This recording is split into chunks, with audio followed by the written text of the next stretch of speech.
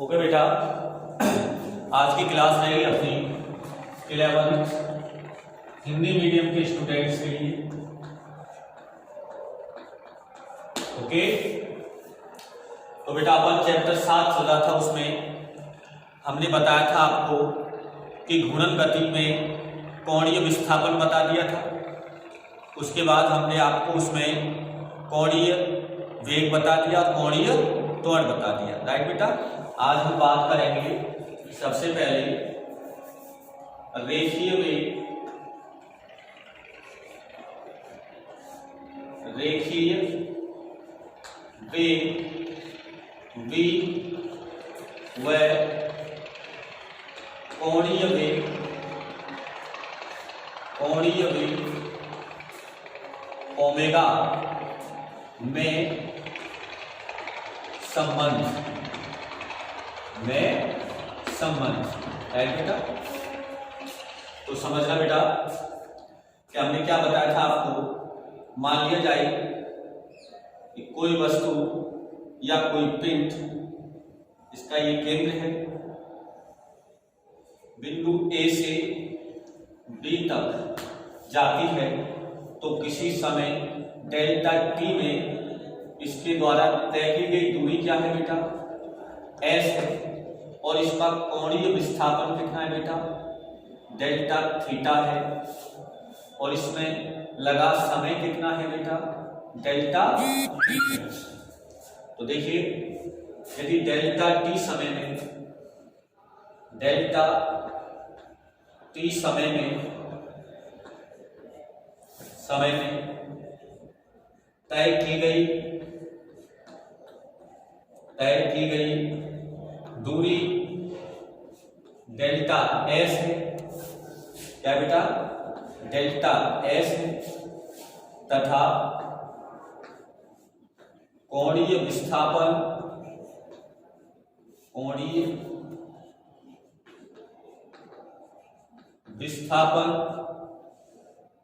Delta theta है, क्या है, डेल्टा थीटा है। तो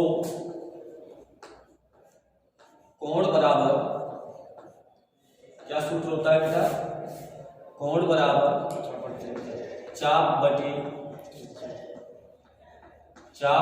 त्रिज्या।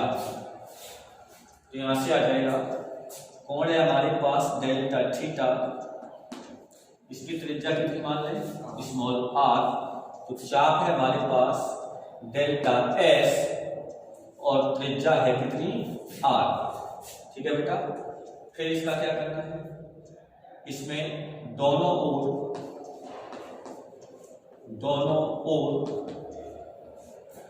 डेल्टा t से भाग देने पर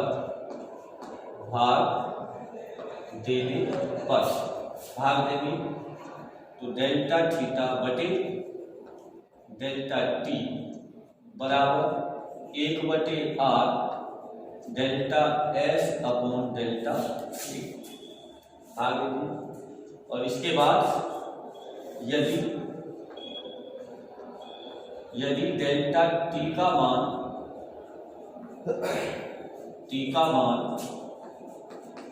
अत्यल्प है तो इसको क्या लिखा जा सकता है, limit delta t tends to 0 delta theta upon delta t बराबर 1 upon r limit delta t tends to 0 delta s upon delta t। और हम जानते हैं बेटा कि जब लिमिट हटाएंगे तो डेल्टा किसमें चेंज हो जाता है, d में, तो ये हो जाएगा d थीटा अपॉन dt बराबर 1 बटे r, ये क्या हो जाएगा बेटा, ds अपॉन dt है बेटा। और चूंकि हम जानते हैं क्या क्या जानते हैं बेटा, D theta upon D T कल पढ़ाया था, ये क्या होता है ओमेगा, और ये हो गया 1/r, और ये होता है रेखीय वेग v, सब जानते हैं, बोलो D theta upon D T पिछले लेक्चर में पढ़ाया था कोणीय वेग, और दूरी में परिवर्तन की दर क्या कहलाती है, रेखीय वेग। तो हमारे पास आ गया ये कि ओमेगा बराबर v बटे r आ गया, तो यहां से आ जाएगा v equal to omega r आ जाएगा, ठीक है ना, v equal to omega r। तो इसे ये संबंध कहलाता है किसमें, रेखीय वेग में और कोणीय वेग में संबंध कहलाता है, जहां पर r क्या है बेटा, घूर्णन अक्ष से उस बिंदु की दूरी जो गति कर रहा है, ठीक है ना, घूर्णन अक्ष से। इसको सदिश रूप में कैसे लिखते हैं बेटा, सदिश रूप में इसको लिखेंगे b वेक्टर बराबर omega vector cross r vector, ये इसका क्या है, सदिश रूप। तो ये तो बात होगी किसकी, रेखीय वेग और कोणीय वेग में संबंध, राइट बेटा। अब हम बात कर लेते हैं किसमें, रेखीय, अगला टॉपिक है रेखीय त्वरण एवं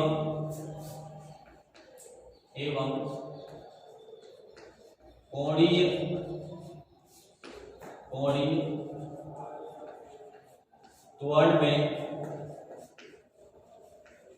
त्वरण में संबंध। रेखीय त्वरण को किससे लिखते हैं बेटा, स्मॉल a से, और कोणीय त्वरण को किससे लिखते हैं, एल्फा से। तो इन दोनों में संबंध चाहिए। तो हम जानते हैं क्या,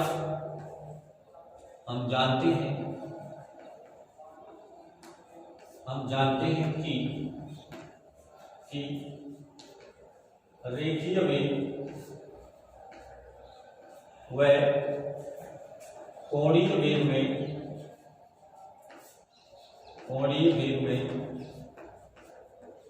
निम्न संबंध होता है,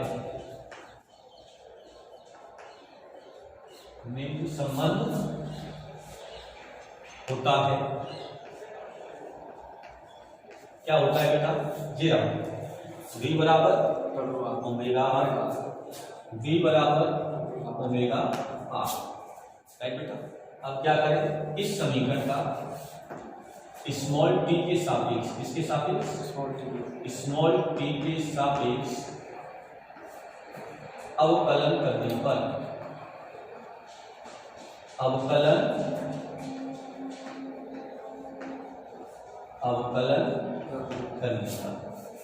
तो बेटा इसका स्मॉल t के सापेक्ष अपन क्या करेंगे, अवकलन।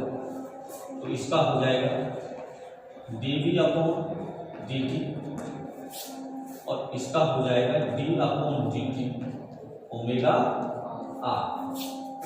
तो ये हो जाएगा या dv अपॉन dt, r कैसी राशि, नियत, ये बाहर आ जाएगी, और यहां से बचेगा d ओमेगा अपॉन dt। और हम क्या जानते हैं, कल हमने पढ़ा था कि d ओमेगा अपॉन कोणीय वेग में परिवर्तन की दर को कोणीय त्वरण कहते हैं, तो ये कहलाएगा एल्फा। और रेखीय वेग में परिवर्तन की दर को क्या बोलते हैं, रेखीय त्वरण, ये क्या कहलाएगा, a। तो यहां से आ जाता है बेटा अपने पास v इक्वल टू r, और इसकी जगह क्या आएगा, एल्फा। तो v इक्वल टू क्या आ गया, r एल्फा, या v equal to alpha r, क्या आ गया, v equal to alpha r। और इसे किस में लिखेंगे, सदिश रूप में, इसमें बेटा सदिश रूप में। तो सदिश रूप में हो जाएगा b वेक्टर बराबर alpha vector into small r vector. किसमें संबंध होगा, रेखीय वेग में।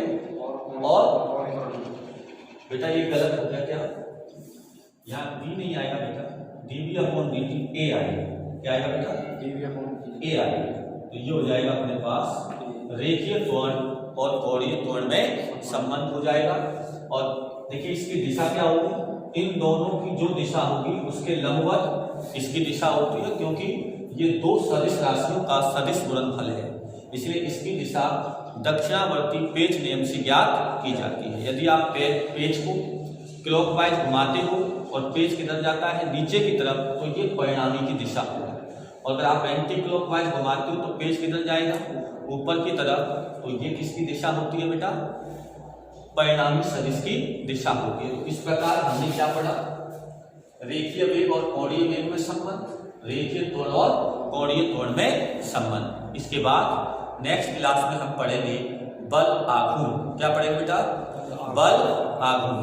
आज के लिए इतना ही, धन्यवाद। बेटा 1 मिनट कम हुआ यार, कम हुआ, एक बार पढ़ लेते हैं। तो अब हम बेटा इसी क्लास में पढ़ लेते हैं अपन। अगला टॉपिक है, इधर देखिए सर,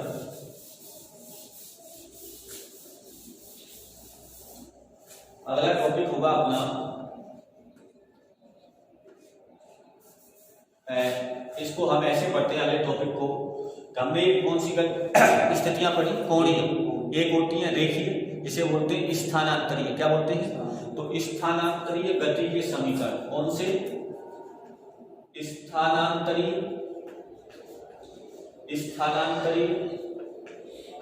गति के समीकरण। और एक तरफ ले लेते हैं बेटा किसके, घूर्णन गति के समीकरण। कौन से, घूर्णन गति के समीकरण। तो बेटा जैसे स्थानांतरीय गति में समीकरण होते थे, वैसे किसमें होंगे, घूर्णन गति में। तो देखिए क्या क्या चेंज होना है, आइए तो बेटा सबसे पहले बताइए, गति का पहला समीकरण क्या होता था, v बराबर u प्लस at, राइट। दूसरा होता था s बराबर ut plus half at square. और तीसरा होता था बेटा v स्क्वायर बराबर u स्क्वायर प्लस 2as। ये 3 समीकरण होते थे। इन तीनों में बेटा v क्या था, अंतिम वेग। क्या था बेटा, अंतिम वेग। कौन सा वेग होता था, ये रेखीय वेग। और यहाँ u क्या होता था, प्रारंभिक वेग। s क्या होता था बेटा, दूरी, क्या होती थी, दूरी। और a क्या होता था बेटा, रेखीय। ये शब्द क्या है, रेखीय त्वरण। ऐसे ये क्या थे, रेखीय वेग, राइट। और इसके बाद क्या बचा इसमें बेटा, t क्या है बेटा, समय। क्या है, समय। हमने सारी राशि लिखी। ऐसे अब इधर आ जाओ बेटा, इसमें घूर्णन गति के समीकरण। तो देखो बेटा रेखीय वेग को किससे लिखते हैं, कोणीय वेग से। तो कोणीय वेग क्या होता है, ओमेगा। क्या होता है, बराबर। और ये है प्रारंभिक वेग, तो प्रारंभिक वेग को मैं लिख देता हूं किससे, ओमेगा नॉट से, है तो वेग। और प्लस बेटा ए क्या है, रेखीय त्वरण। और कोणीय त्वरण क्या होता था, एल्फा। तो ये क्या हो जाएगा, एल्फा। और टी की जगह क्या रहेगा, टी। तो देखो ये घूर्णन गति में पहला समीकरण होगा। अच्छा यहाँ एस है, तो एस की जगह क्या आ जाएगा बेटा, थीटा। क्या आ जाएगा, क्योंकि ये क्या था, दूरी। और यहाँ क्या आ जाएगा, ये कोणीय विस्थापन, या इसको क्या कहते हैं, दूरी या रेखीय विस्थापन। तो यहाँ आ जाएगा थीटा। और ये u की जगह क्या आ जाएगा बेटा, ओमेगा नॉट। टी की जगह टी प्लस 1/2 और a की जगह एल्फा इंटू टी स्क्वायर। तो यहाँ क्या आ जाएगा, v स्क्वायर की जगह ओमेगा स्क्वायर, u स्क्वायर की जगह बेटा ओमेगा नॉट स्क्वायर। और प्लस क्या आ जाएगा बेटा, 2 a की जगह एल्फा और s की जगह थीटा। ये है घूर्णन गति के समीकरण, राइट। और यहां ओमेगा क्या है बेटा, अंतिम कोणीय वेग। कौन सा बेटा, अंतिम कोणीय वेग। और ओमेगा नॉट क्या है बेटा, प्रारंभिक कोणीय वेग, प्रारंभिक कोणीय वेग, और बेटा थीटा क्या है? कोणीय विस्थापन, कोणीय विस्थापन,